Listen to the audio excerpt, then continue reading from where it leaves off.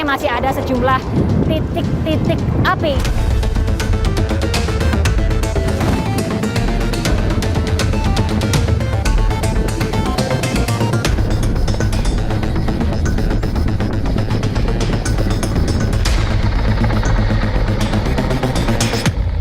Pokoknya nggak kelihatan lah, kayak awan gitu kan hitam. Jadi nggak kelihatan. Jadi kita tutup di dalam rumah aja, kita tutup itu tetap masuk si asap. Jumlah total penderita ISPA-nya lebih kurang 394.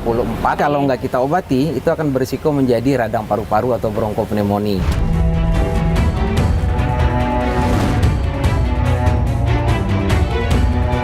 Informasi yang kami dapatkan, penyebab utama dari kebakaran ini adalah cuaca panas dan juga gas metana. Apakah itu benar?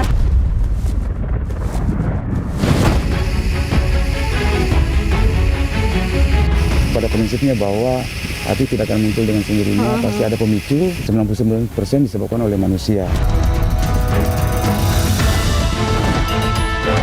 Open dumping itu kan dia kayak bom waktu gitu loh, karena mengandung gas metan dan itu berpotensi sangat bisa terjadi resiko kebakaran maupun meledak.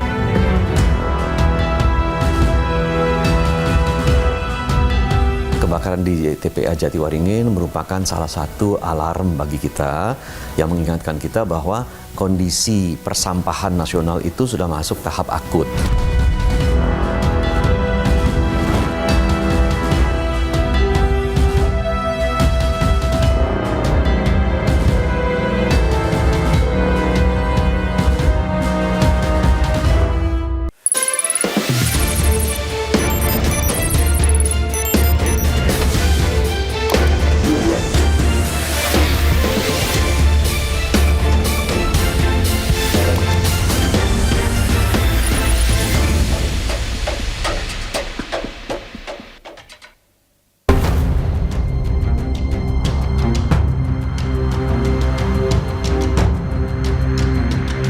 Lebih dari 200 warga mengungsi dan sekitar 150 orang mengeluhkan sakit pernapasan akibat menghirup asap kebakaran di TPA Jatiwaringin, Kabupaten Tangerang.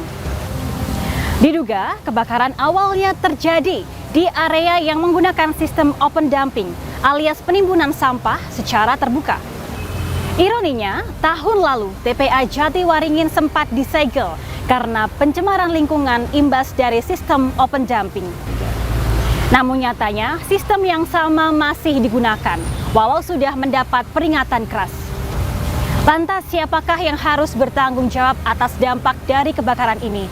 Dan apa solusi terbaiknya? Ikuti penelusurannya bersama saya Amri Narida.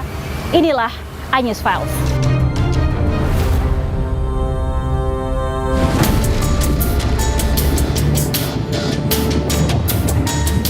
Lebih dari seminggu sejak api pertama kali muncul pada Selasa 30 Juni lalu, kebakaran di TPA Jatiwaringin, Kecamatan Mau, Kabupaten Tangerang, Banten masih belum sepenuhnya padam. Sejumlah helikopter waterbombing diterjunkan untuk memadamkan kobaran api. Operasi udara dilakukan lantaran sejumlah titik api berada di puncak tumpukan sampah sehingga sulit dijangkau armada pemadam di darat. Atas kebakaran ini, pemerintah Kabupaten Tangerang telah menetapkan status tanggap darurat bencana yang berlaku mulai 1 hingga 14 Juli 2026.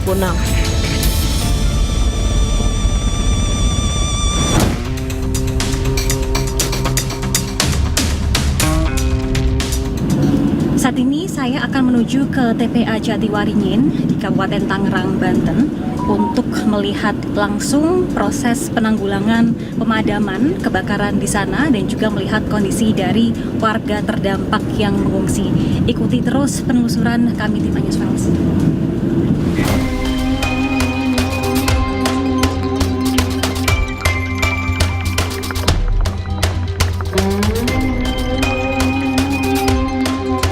Saat ini 7 Juli 2026 adalah hari ke-8 proses pemadaman kebakaran di TPA Jatiwaringin dilakukan, dan kalau kami lihat asap tebal masih membumbung tinggi. Ini menunjukkan bahwa nampaknya masih ada sejumlah titik-titik api yang tersembunyi ditumpukan di gunung-gunung sampah yang tingginya mencapai 20 hingga 30 meter, pemirsa. dan ini angin pun juga berhembus dengan sangat amat kencang ke arah kami, ini ke arah timur. Dan tidak hanya itu pemirsa, kalau kami lihat ke belakang, kita bisa melihat bahwa di tengah-tengah proses pemadaman kebakaran yang berdampak pada 15 hingga 16 hektar area di TPA Jatiwaringin, masih dilakukan adanya pembuangan sampah seperti normalnya. Ada kurang lebih sekitar 6 hingga 7 truk pembuangan sampah yang mengangkut tumpukan-tumpukan sampah dari sejumlah wilayah yang ada di TPA Jatiwaringin. Dan tidak hanya itu, sejumlah pihak-pihak seperti pengais-pengais ini pun juga masih ke lokasi ini untuk mengais-ngais sejumlah sampah-sampah yang ada di sini. Kita akan coba nanti tim Anyus Files untuk melihat secara lebih dekat bagaimana kondisi di TPA Jatiwaringin ini.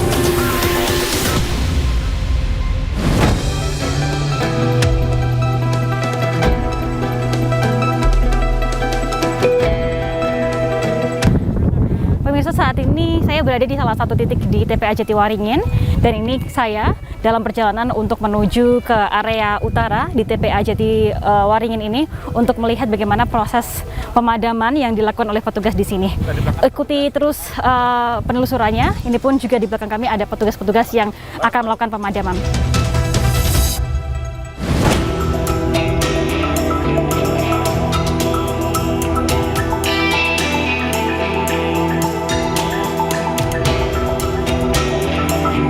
Seperti inilah kondisi di titik kami melaporkan. Kami berada tepat di atas gunungan dari sampah-sampah di TPA Jatiwaringin yang tingginya mencapai 20 hingga 30 meter.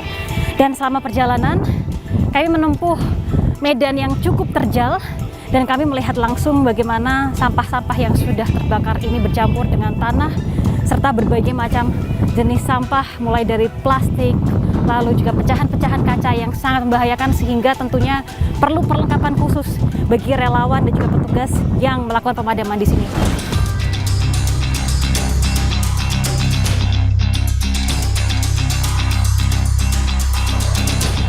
Pemirsa, di area terjadinya adanya kebakaran di TPA Jatiwaringin ini pun juga kami melihat petugas gabungan. Ini adalah petugas dari Kementerian Kehutanan yang sekarang sedang melakukan proses pengisian air di bak berwarna orange ini, yang mana air ini nanti akan diisi untuk nanti air ini akan dialirkan ataupun juga digunakan untuk memadamkan titik-titik api. Dan tadi dari pihak petugas ini menyampaikan bahwa mereka menemukan sejumlah titik-titik api baru begitu, yang mana sebelumnya sudah dipadamkan lalu juga muncul lagi, sehingga hingga sore hari pun para petugas masih standby ataupun juga berjaga untuk melakukan proses pemadaman, dan salah satunya adalah pengisian air seperti ini pemirsa. Nanti kita akan lihat bagaimana proses pemadaman yang dilakukan oleh para petugas.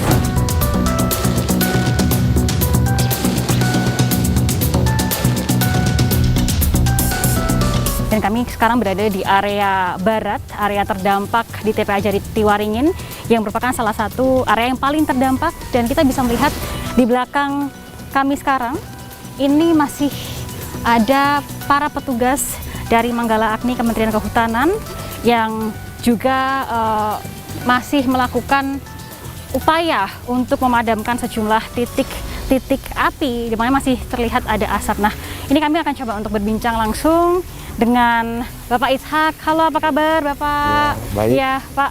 Ini mungkin bisa dijelaskan, apakah memang benar bahwa area barat ini adalah area yang paling terdampak, dan seperti apa Pak parahnya? Area barat ini, tempat kita sekarang ini, adalah area sebelah barat yang paling terdampak karena arah angin selalu dari utara barat, dan kita nampak di sana pemukiman. Oh ya, ada pemukiman di sana ya? Pemukiman yang memang bahwa asap ini sangat mengganggu kesehatan masyarakat.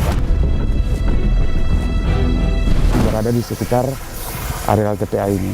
Dan kita bisa lihat bagaimana kita sudah vision kita memandang, sudah nampak.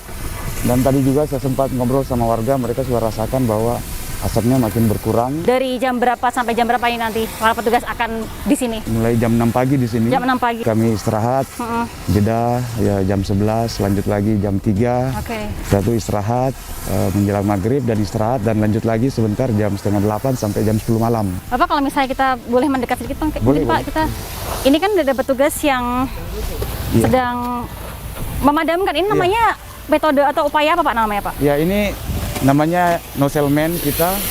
Dia memang tugasnya adalah bagaimana langsung menyemprot bara-bara api yang ada di dalam permukaan lapisan TPA ini. Saya ikut mencoba, bisa nggak kira-kira dengan didampingi oleh Pak Ishak? Oh, boleh. Oh, boleh ya? Coba, ya.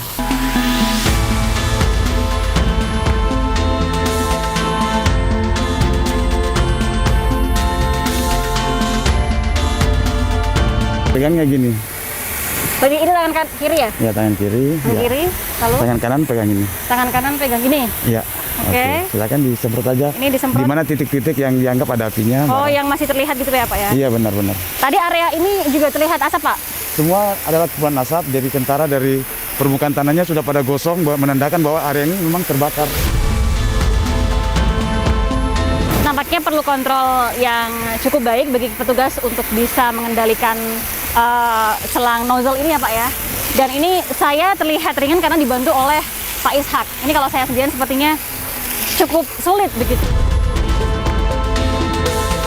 Tekanannya sengaja kami turunkan. Oh, ini diturunkan. Ini belum high pressure. Oh, kalau high pressure mungkin saya akan Jangkauannya lebih jauh bisa dan- terpental juga ya.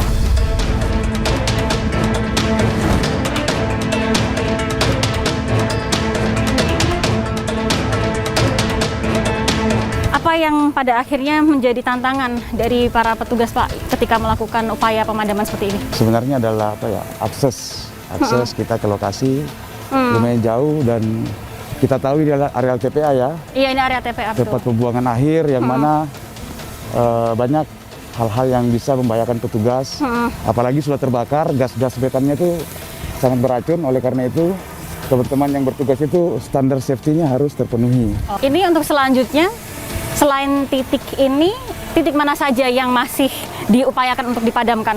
Oh iya, kalau kita melihat ke arah kanan saya, itulah titik terakhir yang mana arahnya dari timur. Oke, mungkin kita bisa jalan Ya, ke sana Pak. bisa jalan ke sana.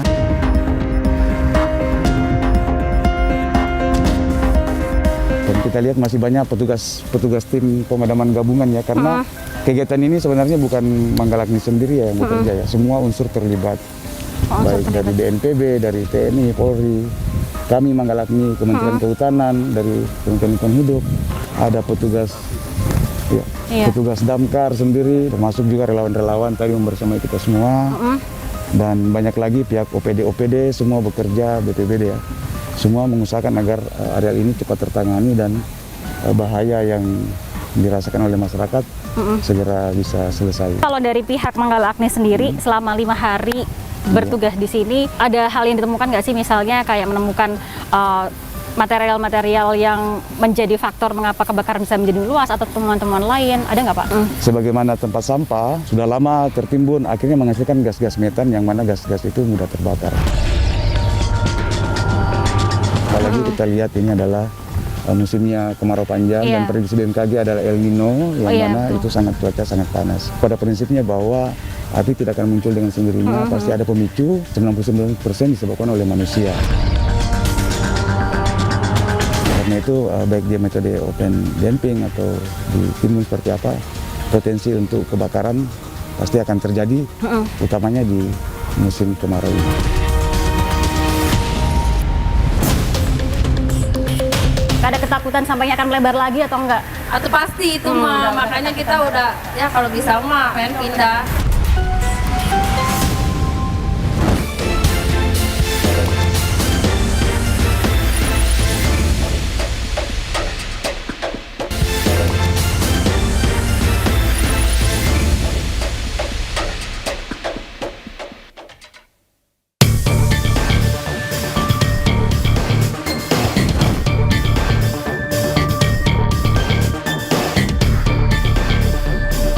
Pemirsa, saat ini saya berada di salah satu ruangan di kantor Desa Tanjakan Mekar, yang mana ruangan ini menjadi salah satu ruangan posko pengungsian dari ratusan warga yang mengeluhkan sakit. Dan saat ini memang kita lihat sudah ada sejumlah warga yang juga sedang mengungsi di sini. Kita akan coba untuk berbincang. Halo Ibu, apa kabar? Assalamualaikum. Izin ngobrol-ngobrol ya Bu ya. Oke, gimana Bu? Sehat nggak hari ini Ibu-ibu? Sehat. Mulai membaik ya, kayak kemarin-kemarin kita. Jadi biasanya di sini kemarin-kemarin tuh banyak banget pengungsi karena ini suasananya udah mulai ini asapnya mulai menipis. Jadi pada pulang dulu pengen bersih-bersih dulu apa rumah kan asap itu masuk ke dalam rumah sampai debu-debu juga sampai ke pohon-pohon daun-daunnya juga pada rontok. Mungkin ntar sore ya habis maghrib baru pada kumpul lagi ke sini. Ngungsi ataupun juga di sini dari hari keberapa Bu pas kebakaran? Dari hari pertama kebakaran kita udah evakuasi ke sini. Memang itu asapnya udah bukan ini lagi lah, pokoknya hitam banget. Masuk ke dalam rumah. Jadi kita disuruh ke sini sama Bapak Kepala Desa. Alhamdulillah kita ditampung di sini. Dikasih makan, bisa fasilitas, ya ada banyak-banyak donatur juga alhamdulillah. Apa namanya kita ngungsi ya, gitu nggak seperti di rumah sendiri. Aktivitas kita seperti biasanya juga terganggu.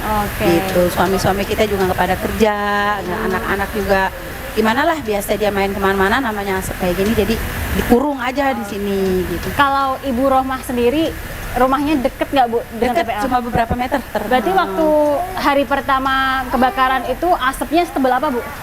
Pokoknya nggak kelihatan lah, kayak awan gitu hitam. Jadi nggak kelihatan. Jadi kita tutup di dalam rumah aja, kita tutup itu tetap masuk si asap. Dari dinas kesehatan, dari desa, semua aparat desa kita dievakuasi ke sini. TPA Jatiwaringin sebelum kebakaran tahun ini, sebelumnya pernah kebakaran juga sih Bu? Ya, pernah kebakaran juga, tapi tidak separah hari ini. Iya, dulu cuman di di pemadam kebakaran ituin langsung hilang. Tidak sebesar ini. Iya, nggak sampai kita mengungsi, nggak sampai. Kalau sekarang mah sehari pagi itu udah asapnya udah mengepul, sampai siang, sampai sore itu masih banyak aja. Ini kan rumahnya deket ya Bu ya di TPA. Ini kalau boleh tahu ada rencana untuk pindahkah Bu? Kita mah pengennya pindah. Lihat kondisi sampah udah mulai banyak, jadi kita udah nggak nyaman lah tinggal di situ. Air juga udah nggak bagus, cuacanya juga udah nggak bagus. Kita udah merasa terganggu banget lah, kesehatan kita tuh udah nggak ini banget. Ibu kalau boleh tahu udah tinggal di situ dari kecil? Dari kecil. Udah dari tanah kita, kelahiran kita. Dari kecil sampai sekarang berarti itu TPA-nya memang belum pernah ditur sama sekali ya? Belum. Kalau dulu kan masih belum pelebaran seperti sekarang. Dulu kan masih rapi, masih inilah aman lah gitu. Terus belum nempel ke pemukiman warga. Kalau dulu masih jauh lah. Kalau ini kan udah benar-benar nempel ke pembatas itu, Bu. Ada ketakutan sampainya akan melebar lagi atau enggak? Atau pasti itu mah. Makanya kita udah ya kalau bisa mah pengen pindah.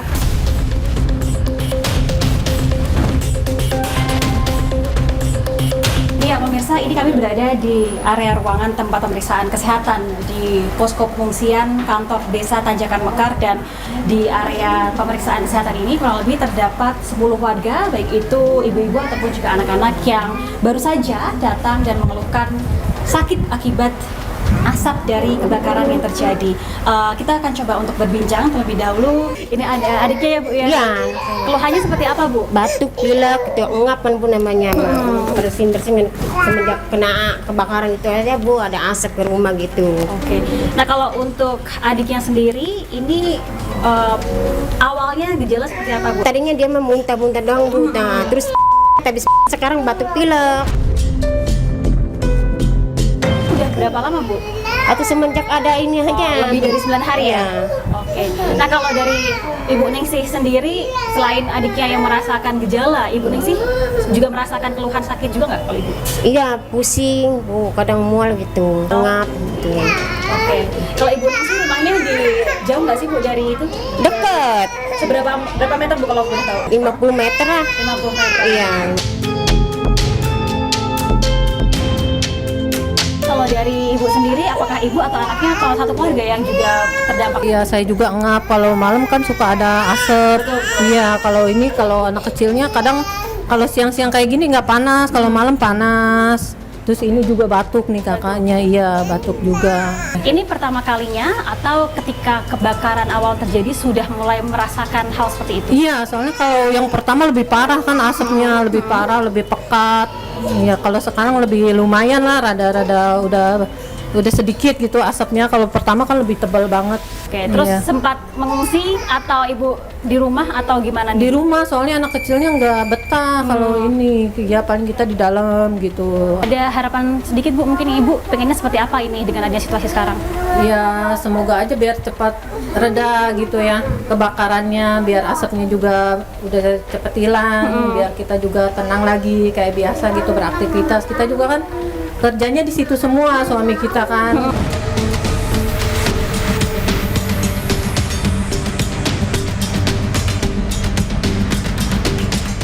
Pemirsa, kalau misalnya dari cerita yang kami dapatkan dari warga yang mengeluhkan sakit, mereka rata-rata mengeluhkan batuk, pusing, dan juga mual. Dan saat ini pun juga kalau kami lihat dokter di posko ini sedang melakukan pemeriksaan terhadap salah satu anak-anak. Gitu, kita kan coba untuk bertanya. Halo dokter, dokter izin minta waktunya sedikit mungkin ya. Di tengah-tengah adanya pemeriksaan pada hari ini yang dilakukan, ini kalau boleh tahu gejala yang dirasakan oleh warga terdampak ini apa saja biasanya dok? Yang paling banyak itu ada batuk, pilek, dan nyeri tenggorokan. Itu kenapa? Karena kena asap kah? Harus Karena kena asap, Kena dampak asap. dari asap. Oke. Lalu kebanyakan kalau untuk yang datang ke posko ini anak-anak atau lansia atau dewasa atau seperti apa dok? Yang paling banyak dewasa. Apakah ada penanganan berbeda ketika anak-anak yang mengeluhkan sakit dengan orang dewasa yang mengeluhkan sakit atau seperti apa penanganannya dok? Penanganan kita sesuai dengan diagnosa. Kalau memang dia membutuhkan pemeriksaan lebih lanjut atau penanganan lebih lanjut, kita akan rujuk ke rumah sakit. Tapi kalau misalnya kita bisa tangani di sini, kita tangani di sini. Sejauh ini apakah ada yang dirujuk ke rumah sakit dok? Kalau untuk dirujuk ke rumah sakit ada, cuma dia bukan karena dampak asapnya. Oh, kalau untuk yang Ada dampak penyerta asap, lain, ada kalau penyakit untuk lain. dampak asap sebagian besar parah atau ringan atau seperti apa dok? Ringan sih, ringan Ringan. sampai sedang. Cuma kemarin ada tindakan nebulizer, itu karena memang ada riwayat asma dan asmanya kambuh. Kan adiknya ini gejalanya seperti apa bu? Ini gejala kayak gatal-gatal, kalau malam batuk-batuk gitu. Dari hari apa bu kalau boleh tahu? Sesudah kebakaran. Sudah kebakaran. Kalau dari ibu sendiri mungkin apakah juga merasakan sakit mual, batuk? Ngapnya. Sampai sekarang bu masih? Iya masih ngap. Tapi kalau ibu minum obat juga nggak sih bu kalau ibu? Sembuh sih kalau minum obat, atau kalau nggak minum obat nggak ngap lagi. Oke. Gitu.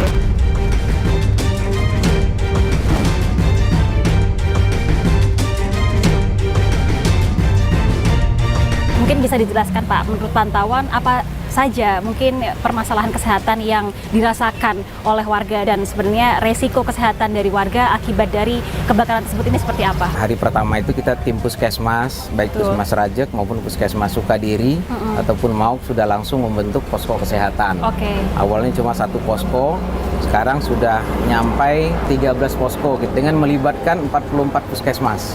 Jadi Oke. seluruh puskesmas di Kabupaten Tangerang kita piketkan di daerah Rajek, Sukadiri, dan MAUK Betul. untuk membantu pelaksanaan kesehatan warga dan membantu kesehatan petugas yang memadamkan api. Bisa diceritakan Pak, berapa mungkin atau mungkin di bidang apa saja yang dikerahkan? Posko itu kita tempatkan satu dokter, dua perawat ataupun Oke. bidan, kemudian juga ada 3 sampai 4 shift karena itu Iya. harus 24 jam, ada yang 24 jam, ada yang cuma hanya sampai jam 8 malam. Oke. Itu total tenaga yang kita kerahkan ada lebih kurang 123 orang. Apa saja sih yang dikeluhkan oleh masyarakat Pak? Umumnya masyarakat yang mengungsi ya mengeluhkan biasanya batuk pilek untuk pernapasan biasa, kita sebut itu ISPA. Betul. Sampai saat ini lebih kurang 913 orang yang sudah kita layani. Betul. Kemudian jumlah total penderita ISPA-nya lebih kurang 394.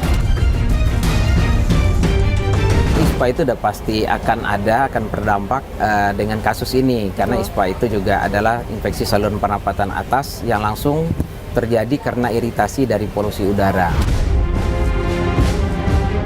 Biasanya sih kalau cepat kita obatin itu hanya berkisar 3 sampai 5 hari. 3 sampai 5 Tapi hari. kalau nggak kita obati itu akan berisiko menjadi radang paru-paru atau bronkopneumonia. Oke. Dan itu berbahaya bagi balita ataupun lansia atau orang yang berisiko, itu bisa menyebabkan kematian. Tapi alhamdulillah di Kabupaten Tangerang karena segera kita tangani, jadi tidak ada yang ISPA menjadi bronkopneumonia atau yang harus kita rujuk ke rumah sakit.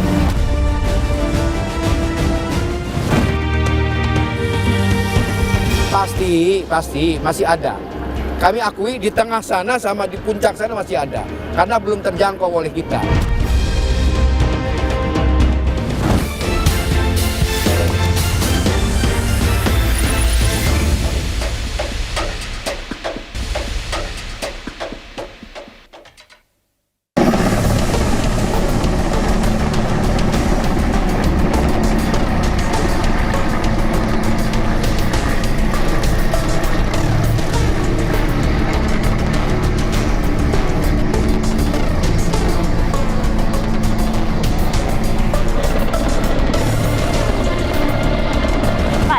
Tadi kami tim Ayus kan sempat melihat juga ke area utara begitu ya, dan diperlihatkan juga oleh petugas. Kalau dari pantauan Dirjen Johan sendiri, ini sebenarnya situasi sebelum dan sesudah adanya 8 hari ini seperti apa sih Pak perbedaannya Pak? Hari pertama di tanggal 30, hari kedua kita langsung setting pembagian sektor ya. Jadi saya bagi sektor di sini utara. Tengahnya selatan. Oke. Mungkin bisa kita lihat perkembangan. Jadi solusi-solusi yang sudah kita tembus ya, mana sektor-sektor yang tidak bisa diatasi oleh satuan damkar ataupun Manggala Agni, kita datangkan 4 unit waterbombing. Kita juga membuat jalan-jalan terobosan sehingga alat berat ya, damkar bisa masuk. Jadi dibuat jalan gitu Pak ya? Iya, buat jalan sehingga kalau kita lihat di sana itu ada unit-unit damkar yang pemasok air ke atas, penampungan air embung-embung itu ditampung di sana, dikasih racun api, nanti disalurkan 6 sampai 8 selang, kurang lebih udah mendekati 50% ya. 50% sekarang. Kalau kita lihat juga 8 hari dengan luas seluas ini begitu ya Pak ya. Ini kendalanya bagi para petugas dalam menanggulangi kebakaran di TPA Jatiwaringin ini apa yang ditemukan Pak? TPA ini kan berisi beberapa material ya, kita ketahui ada yang mudah terbakar, kertas, plastik, dan mengandung gas, ada angin. Betul, angin ya, jadi besar sekali ya. Jadi asap yang ada sekarang ini, apinya nggak ada kan, tapi apinya itu panasnya itu ada di perutnya ini Mbak, itu bukan TPA ini. Makanya dioptimalkan, dipercepat kita pembasahan ya. Jadi waterbombing, damkar, kawan-kawan dari Manggala Agni itu semuanya itu sambil memadamkan sekaligus pembasahan sehingga tidak melebar kemana-mana. Kami juga berkoordinasi dengan kawan-kawan dengan BMKG kapan ada awan di atas Jatiwaringin komplek ini, karena kalau sudah ada awan baru bisa dilaksanakan operasi modifikasi cuaca. Apakah modifikasi cuaca ini nantinya kalau hujan bisa cukup efektif untuk pada akhirnya mengurangi ya, kita doakan hujannya difokuskan di atas ini, jadi pembasahan. Informasi yang kami dapatkan, penyebab utama dari kebakaran ini adalah cuaca panas dan juga gas metana. Apakah itu benar? Kita kan sekarang sudah disampaikan, sudah memasuki kemarau. Namanya TPA, tempat pembuangan sampah itu kan bermacam-macam sampah kan, mudah terbakar, yang cepat panas kayak begitu. Bisa jadi karena cuaca yang panas bisa menimbulkan api. Berapa lama sih kira-kira akan tuntas? Secepatnya. Ini kerja sampai jam, Mbak, makanya sampai mana? Sampai jam 22. Ini sampai jam 22 ya Pak ya. Berarti untuk saat ini area yang terpantau terdampak ini berapa hektar Pak? 14 sampai 15.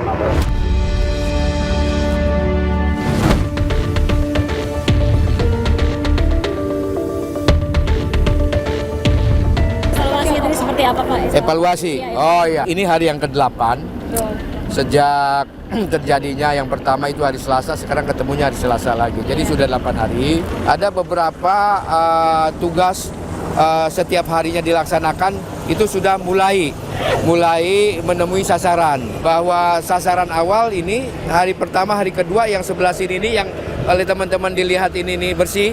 Awalnya di sini api. Nah, diprogramkan oleh kita bersama dengan Badan Nasional Penanggulangan Bencana. Kita sama-sama menyusun dengan beliau. Mana yang kita dulukan, Pak Bupati? Ini Pak. Oke, ayo kita bareng-bareng. Selesai kan? Dan ini juga sudah mendapatkan hasil yang baik. Jadi sudah ada beberapa titik api yang tadinya itu muncul, tapi setelah ada upaya akselerasi program yang oleh Manggala ini, alhamdulillah sudah api sudah tidak ada, terus juga asapnya pun sudah ada. Hanya memang kendalanya ini angin. Angin ini kan kalau pagi memang dia rendah sekali dia tiupannya, ya. Tapi kalau udah lewat jam 7, jam 8 sampai dengan malam itu besar sekali angin, sehingga angin itu membawa asap atau membawa api yang satu titik ke titik yang lain. Inilah yang menjadi kendala kita. Oleh karenanya kami semua di sini secara terpadu, secara terintegrasi bersama-sama, semua pihak bergandeng tangan untuk segera bisa menyelesaikan, mengatasi persoalan yang ada di TPA Jatiwaringin. Pasti masih ada. Kami akui di tengah sana sama di puncak sana masih ada, karena belum terjangkau oleh kita. Makanya dibantulah penyiraman melalui heli. Jadi program water bombing ini, ya. Jadi alhamdulillah heli juga sudah 5 hari di sini. Kami juga terima kasih kepada BNPB yang sudah membantu heli ini. Saya kira ini akan terus kita jalankan. Semuanya alhamdulillah bergandeng tangan. Semuanya bersama-sama tanggung jawab ini dilakukan. Mudah-mudahan besok mendapatkan hasil yang sesuai dengan harapan kita. Kalau untuk warga yang terdampak sendiri dari Pemkab Tangerang sendiri, bagaimana Pak bentuk perlindungan dan bantuannya? Bahwa sejak hari pertama kami sudah merintahkan Pak Camat sekitar, ada Camat Mauk, ada Camat Rajak, ada Camat Sukadiri, untuk segera mencari tempat untuk evakuasi. Dan hari pertama sudah dievakuasi. Hari pertama itu ada 30 kakak, jumlah jiwanya ada 62, dan itu sudah kita siapkan, alas tidurnya sudah kita siapkan dengan Badan Penanggulangan Bencana Daerah, makannya 1 hari 3 kali, terus juga buah-buahannya juga kita siapkan juga, vitaminnya kita siapkan juga, dan petugas kesehatannya, puskesmas dan dinkesnya juga standby di situ. Nah, sampai sekarang kita masih ada beberapa memang yang masih ditempatkan di situ. Kalau untuk evaluasi pengolahan sampah nanti akan diubah. Saya sudah beberapa kali rapat memang dengan Pak Gubernur, dengan Menteri LH, juga dengan Menko Pangan, sudah beberapa kali rapat, dan alhamdulillah Kabupaten Tangerang salah satu lokus yang akan dijadikan sebagai tempat pengolahan sampah berbasis atau menjadi energi listrik. Mudah-mudahan ya ada hikmahnya kita bekerja begini ya Jenderal. Mudah-mudahan ada hikmahnya, nanti ada pertimbangan dari kementerian maupun dari Danantara ya. Ini ada beberapa orang yang mungkin mengira bahwa asumsinya ini ada kesengajaan pembakaran. Kalau dari Pak Bupati sendiri tanggapannya seperti apa? Laporan dari petugas kami yang ada di UPT di sini, awalnya api itu satu meledak tapi tidak terlalu besar. Itu ada di sebelah sana, di belakang sana. Oke, di area. Di belakang sana, area belakang. Diresponlah oleh petugas kami ULP. Pada saat mau penyiraman, ya hanya satu titik. Begitu maupun penyiraman, angin besar. Sehingga siraman berjalan, ternyata api sudah menjalar ke tempat atau ke titik-titik yang lain. Melalui yang ada kertas terbakar terbang, ada kardus terbakar terbang, begitu kan, sehingga menambah jumlah titik api yang muncul di situ. Jadi ini sekali lagi minta doanya kepada teman-teman wartawan juga, kepada masyarakat Kabupaten Tangerang, supaya ini bisa kita terselesaikan ya dengan waktu beberapa hari ke depan. Sistem yang masih digunakan di sini kan open dumping. Iya. Nah, open dumping itu kan dia kayak bom waktu gitu loh. Karena mengandung gas metan, bisa terjadi resiko kebakaran maupun meledak.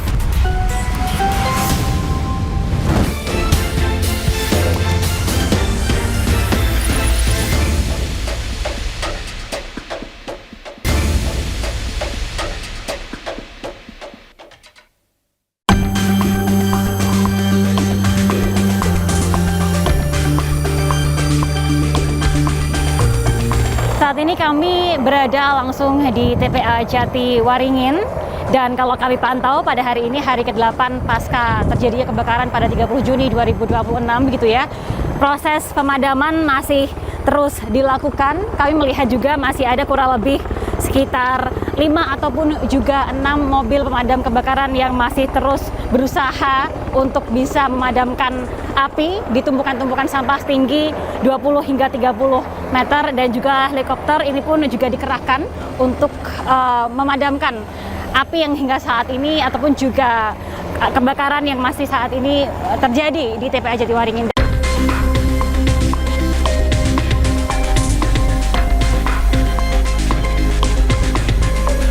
Proses pemadaman ini nampaknya masih terus dilakukan. Ini gimana menurut dari Walhi Jakarta? Pemadaman yang dilakukan ini sudah tepatkah atau seperti apa pantauan dari Mas Bait? Upaya yang sudah dilakukan ini sudah tepat karena sudah melakukan pakai pemadaman menggunakan waterbombing, terus juga sama sistem injeksi. Itu sudah tepat, tapi ada beberapa catatan yang memang perlu dicari lagi solusi-solusinya supaya tepat, karena kebakaran kalau kita menggunakan waterbombing itu hanya meredamkan api dari permukaan saja, tapi waterbombing ini cuma di permukaan doang. Sementara di bawah itu masih ada api, dia sistem kayak gambut. Ketika atasnya padam, tapi bawahnya itu masih kebakar. Nah, ini akan jadi kesulitan juga, karena apa?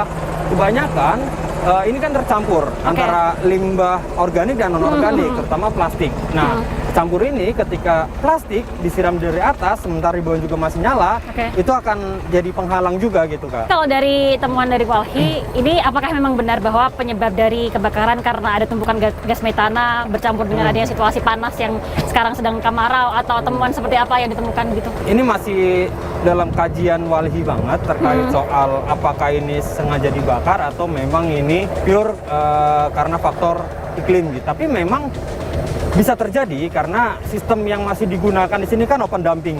Nah, open dumping itu kan dia sumber kayak bom waktu gitu loh. Karena mengandung gas metan dan itu berpotensi sangat bisa terjadi resiko kebakaran maupun meledak. Sistem open dumping itu udah nggak relevan lagi, bahkan di undang-undang, di peraturannya juga sangat jelas itu udah nggak diperbolehkan. Undang-Undang nomor 18 tahun 2008 untuk sistem open dumping itu. Iya, sistem open dumping. Bahkan di tahun 2013 itu udah semua TPA itu nggak boleh pakai sistem open dumping. Selain sistem open dumping, ini apa saja sih sistem pembuangan sampah pembuangan akhir yang disarankan untuk pada akhirnya tidak mencemari lingkungan dan juga tidak berdampak negatif pada kesehatan masyarakat sekitar? Soal sistem pengelolaan sampah, lagi-lagi kami selalu menyarankan gitu, pengolahan itu mulai dari sumber. Kalau tidak diselesaikan dari sumbernya, maka open dumping ataupun apapun permasalahan soal sampah itu akan terus berjalan. Sumber artinya kita harus mulai dari tata kelolanya juga, pengelolaan sampahnya, jangan lagi bukan menggunakan sampah yang pendamping, terus juga harus ada kebijakan juga sampah sekali pakai gitu misalnya gitu, dari segi regulasi.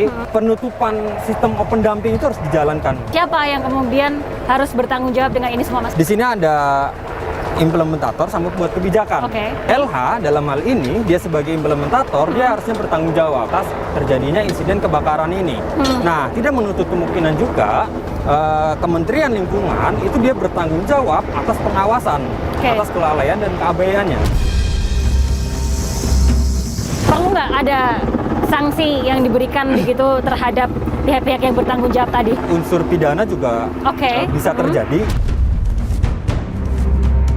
Karena tadi ada kelalaian dan keabaian. Pada siapa ini unsur pidana akan diberikan? Pertama DLH, karena dia sudah abai dan lalai. Open dumping sudah tidak boleh, tapi masih dilakukan. Itu juga begitu dengan Kementerian Lingkungan. Apakah pengawasannya berjalan atau tidak? Mas Bait, kalau kita lihat juga ini kurang lebih ada 15 hingga 16 hektar area TPA yang terdampak begitu. Apa dampaknya mungkin terhadap lingkungan? Kalau dampak itu kita bisa jadi bagi dua gitu ya. Ada dampak lingkungan, ada dampak sosial atau kesehatan. Kalau dampak lingkungan itu ada dua juga. Dampak udara atau pencemaran udara, polusi, dan juga air dan tanah. Polusi udara dipicu dari kebakaran, asapnya ini. Dia mengandung furan karena mayoritas kebakaran ini kan adalah plastik. Dalam jangka pendek dia akan terjangkit penyakit ISPA. Dalam jangka panjang itu bisa menyebabkan kanker. Tadi yang Mas Bayi sudah sampaikan bahwa ada banyak TPA-TPA lain di Indonesia yang masih menggunakan sistem open dumping walaupun sudah dilarang begitu. Seberapa besarkah potensi kejadian seperti ini akan terjadi di TPA-TPA lainnya, Mas? Kalau kita pakai persentase itu hampir 99% gitu. Karena 99%. open dumping ini kan resikonya bukan soal kebakaran juga, tapi longsor dan bahkan meledak.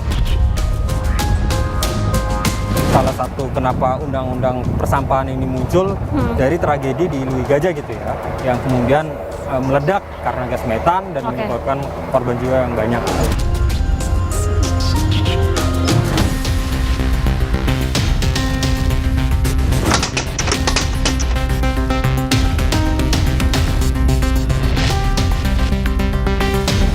Di TPA Jatiwaringin merupakan salah satu alarm bagi kita yang mengingatkan kita bahwa kondisi persampahan nasional itu sudah masuk tahap akut.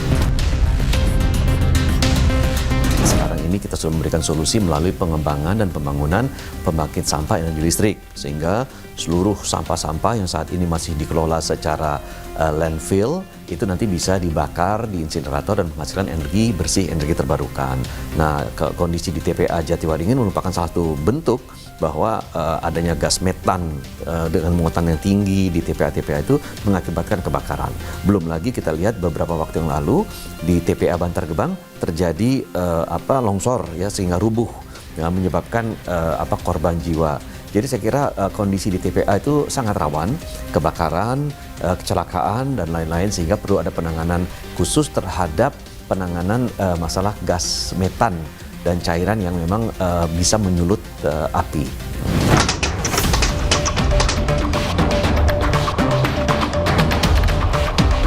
Di hilir sekarang sudah ditangani melalui pengembangan dan pembangunan pembangkit sampah energi listrik.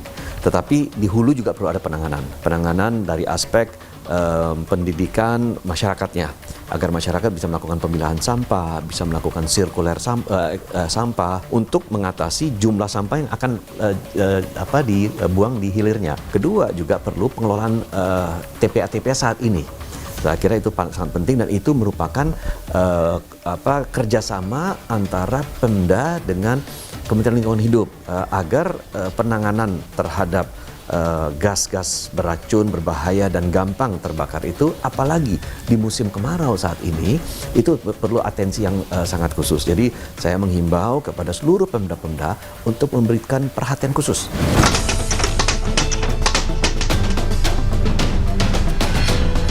Kan memang Tangerang itu merupakan salah satu di antara daerah prioritas untuk dibangun pembangkit sampah energi listrik, karena daerah-daerah di kawasan Jabodetabek ya, Jakarta sendiri, Bogor Raya, kemudian Depok, Bekasi, Tangerang Raya, itu kan daerah-daerah penghasil sampah yang sangat besar. Pemerintah sudah memandatkan agar daerah-daerah ini mendapatkan prioritas untuk pengembangan pembangkit sampah energi listrik. Sementara kita menunggu sampai pembangkit sampah energi listrik ini beroperasi, jeda waktunya bisa 1 tahun, bisa 2 tahun. Nah, ini harus ada penanganan sampah dan ada intervensi dari pemerintah daerah agar sampah itu tidak kemudian menimbulkan bahaya ke depannya.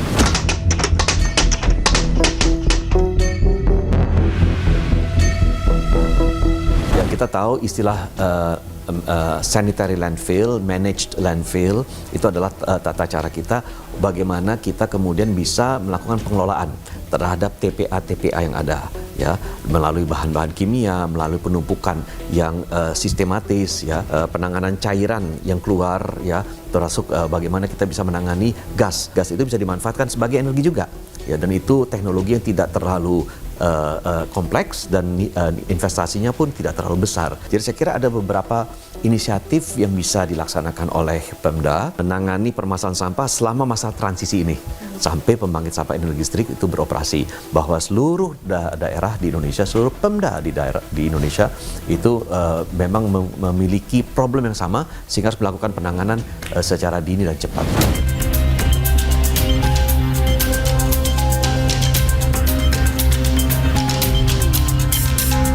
Kebakaran TPA di Jatiwaringin bukanlah peristiwa biasa, melainkan bentuk kelalaian dalam tata kelola sampah.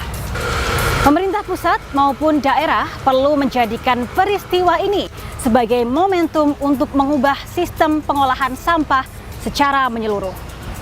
Tanpa langkah nyata, resiko kebakaran serupa akan terus mengintai dan berdampak pada kesehatan masyarakat serta pencemaran lingkungan. Jadi jangan bilang Anda tidak tahu permasalahan ini, karena kami sudah memberitahukannya.